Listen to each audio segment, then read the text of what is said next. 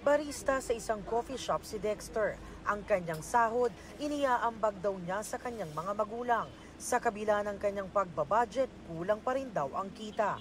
Kailangan po talaga nating taasan, ma'am, kasi po sa panahon ngayon, ma'am, ang dami na rin pong mamahaling bilihin po. Kaya kailangan po talaga taasan, ma'am.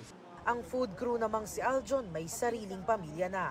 Todo kahit daw siya para maibigay ang mga pangangailangan ng 4 na taong gulang niyang anak mula sa gatas at diaper. Ngayon po mahirap po, tumataas po yung mga bentahan, mga bilihin. Kaya po dapat itaas po tayo ng onting kahit papaano.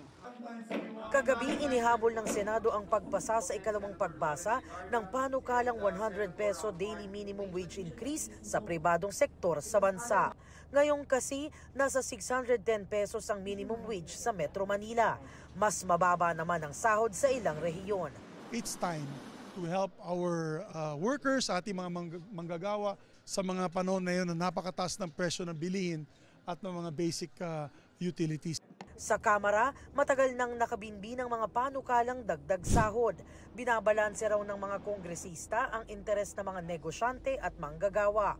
Kasi pag tinaas natin yung sweldo, dapat nun kaya ng ating mga negosyante. Sa Pilipinas, 98 to 99% of the business sector are MSMEs. Maliliit na negosyante. Nakukulangan naman ang partido ng mga manggagawa sa 100 pisong aumento sa sahod.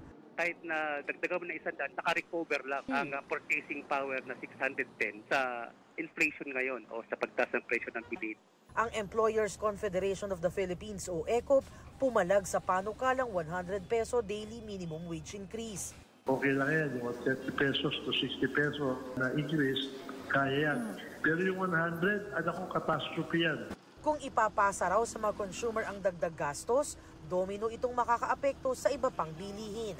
Ayon pa sa ECOP, sa 52 milyong nasa labor force, 5 milyon lang o 10% ang makikinabang sa panukala.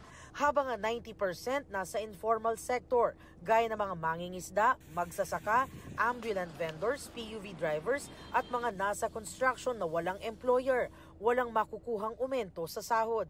Binabalanse kasi sa may mga pagkakataon po na hindi napaghandaan o kaya nagkaroon ng biglaang karagdagan, meron po talaga naman yung epekto sa atin pong employment level, inflation rate, ganun din po sa tinatarget na GDP growth. Para sa GMA Integrated News, Jamie Santos ang inyong saksi. Sige pa rin sa pagkayod si Jerry kahit tumatanggap ng ayuda mula sa Pantawid Pamilyang Pilipino Program of 4Ps. Ang cash na natatanggap, kailangan pa rin daw niyang dagdagan. Paano pa kung palitan niya ng bigas na lang, gaya ng iminungkahi raw sa isang pulong para maibsan daw ang inflation sa bigas? Ayon sa Department of Agriculture, sinabi ng Pangulo na pag-aaralan pa ito. We're giving them money. And unfortunately, because that is not rice, they're going to buy rice in the market price. And that put pressure and inflationary in the market. Mas maganda yung pera po kasi para sa mga bata rin po yung makabili ka ng mga uniform, sapatos, saka yung mga yung mga baon. Baonin po nila. Kung halimbawa kung bigas, magkano naman darating sa amin yun? Saka marami pang proseso po yun bago namin makuha. Logistically, siyempre, the very reason kung bakit cash na po yan, naka-cash card, para sa convenience na po ng ating mga beneficiaries. But then, kung ito po yung rice, well, in the absence po, kung sabihin na natin, ito may ipatutupad, kailangan natin ng guidelines, yun siguro po yung makikita natin na problema. But then, kami po, once approved po ng National Advisory Council, we will implement po yan. Habang pinag-aaralan ng posibilidad na bigas sa ipamahagi sa mga beneficiaries ng 4Ps sa halip na pera, pinag-aaralan din daw ngayon ng DSWD ang posibilidad na mabigay rin ng ayuda sa mga tinatawag na near poor. Near poor yung mga hindi nasakop ng 4Ps pero nagkukulang ang kita lalo pag nagmahal ang bilihin.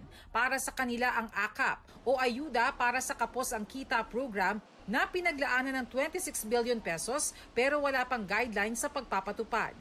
Paglilinaw ng DSWD, hindi pa nagagamit ang pondo at hindi sila ang humiling nito.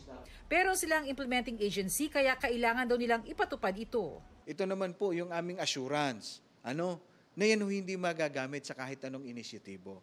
Dahil it is only the DSWD who can identify kung sino man yung karapat-dapat na benepisyaryo. Para sa GMA Integrated News, Bernadette Reyes ang inyong saksi.